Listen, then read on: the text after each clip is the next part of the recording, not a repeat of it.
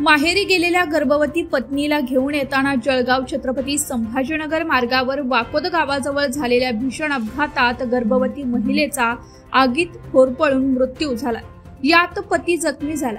जान्हवी मोरे असं मृत 5 महिन्यांच्या गर्भवतीचं नाव असून संग्राम मोरे असं जखमी पतीचं नाव आहे। ही घटना सोमवारी 10 नोव्हेंबरला घडली असून या घटनेचा व्हिडिओ समोर आला। मिळालेल्या माहितीनुसार बुलढाणा जिल्ह्यातील मोरे या दाम्पत्याचं वर्षभरापूर्वीच लग्न झालं होतं। संग्राम मोरे हे पत्नी जान्हवी मोरे ही माहेरी गेली म्हणून तिला आणण्यासाठी भुसावळ तालुक्यातील बोर्डी गावाला गेले होते।